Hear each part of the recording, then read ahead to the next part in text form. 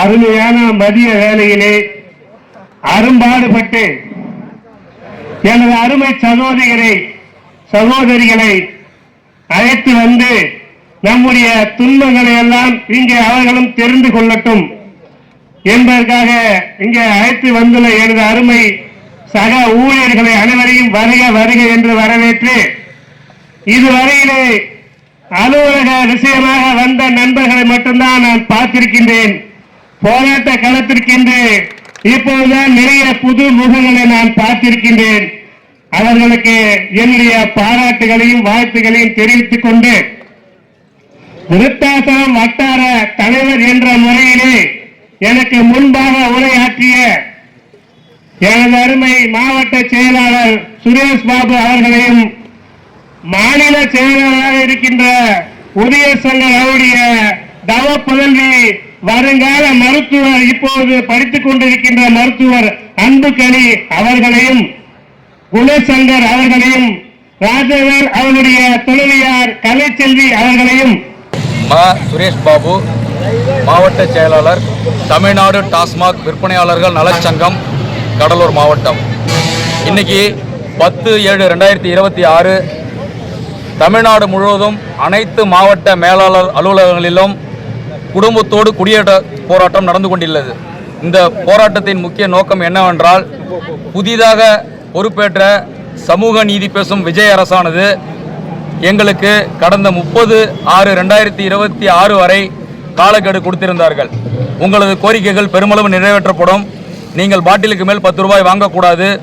உடையும் பாட்டிலுக்கான இழப்பீடு, கடை வாடகை, கரண்ட் பில் உட்பட அனைத்து நிர்வாக செலவுகள் மற்றும் அட்டைப்பட்டி, காலி பாட்டிலுக்கான தனி முகமை போன்ற பல்வேறு கோரிக்கைகளை நிறைவேற்றி தருவதாகவும் உங்களுக்கு கௌரவமான ஒரு ஊதியத்தை தருவதாகவும் எங்களுக்கு வாக்குறுதி அளித்திருந்தார்கள். ஆனால் 30/6/2026 வரை அந்த வாக்குறுதிகள் நிறைவேற்றப்படாமல் வெறும் ஏமாற்றம் மட்டுமே மிஞ்சியது. 2 தினங்களுக்கு முன்பு நமது மாண்புமிகு துறை அமைச்சர் அவர்கள் ஊதிய உயர்வு என்ற பெயரில் 25% என்று பொத்தாம் பொதுவாக ஒரு குறிப்பிட்ட ஒரு சங்கங்களை சேர்ந்த பிரதிநிதிகளை அழைத்து பேசாமலேயே தன்னிச்சையாக அறிவித்தது ஊழியர்கள் மத்தியில் பெரும் கொந்தளிப்பை ஏற்படுத்தியது. இந்த 25% ஊதியம் என்பது நாங்கள் வாங்கக்கூடிய சொற்ப சம்பளத்தில் 1-2 ஆயிரங்கள் மட்டுமே ஆகும். அதனால் இந்த ஊதிய உயர்வு என்பது பெருத்த ஏமாற்றத்தை உள்ளது.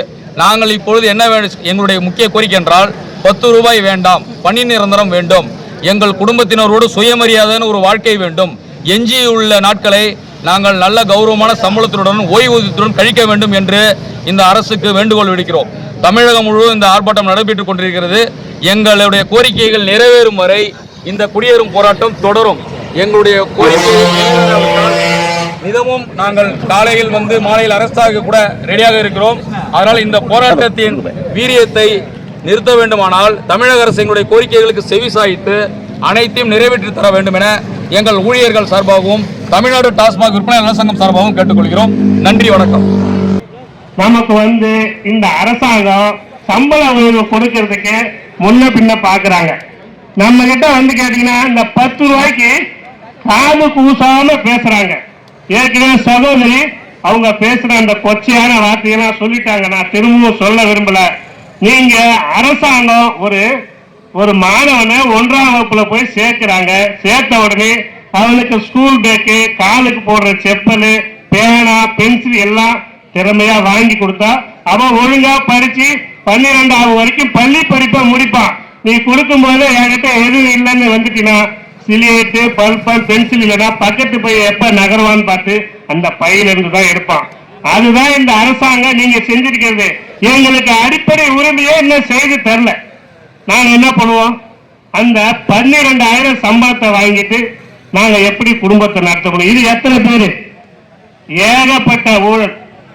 அதாவது கோயில் நன்கொடைன்னு வரான், அரசியல்வாதி கேட்கிறான். அதுல அந்த கட்சி இந்த கட்சி ஆளுங்கட்சியிலே இருந்தாலும் இருந்தா என்ன, நம்ம கட்சிக்காக நீ செய்யக்கூடாதா? 500 கொடு 1000 கொடுன்னு கேட்கிறான். இந்த காலி பாட்டில் வாங்குற விஷயத்துல ஏகப்பட்ட ஏற்றி பேச்சு. வேலை செய்யும் சொல்ற அதிகாரிக்கு 1 லட்சம் ரூபாய் சம்பளங்க, வேலை செய்யறவங்களுக்கு வெறும் 10,000 சம்பளங்க. எந்த இடத்துலங்க? காலையில 10 மணிக்கு உள்ள போய் நைட்டு 11 மணிக்கு வெளியில வர ஒரு கடைநிலை ஊழியருக்கு 11,000 சம்பளம். நீ போய் இந்த வேலையை செய்ப்பா அப்படின்னு சொல்றதோடு சரி. அவருக்கு 1 லட்சம் ரூபாய் சம்பளம். இதையெல்லாம் மனதில் வைத்துக் கொண்ட அருமை தோழர்களே, இப்போது இங்கே ஒரு 300 பேருக்கு மேல் அமர்ந்திருக்கின்றீர்கள் என்று நினைக்கிறேன். வரும் காலங்களிலே இந்த போராட்டம் தீவிரமடையும். அதற்கு அனைத்து சக தோழர்களும் தங்களுடைய துணையாருடன் வந்து போராட்ட களத்தை வெற்றி பெற செய்யுமாறு கேட்டுக் கொள்கின்றேன்.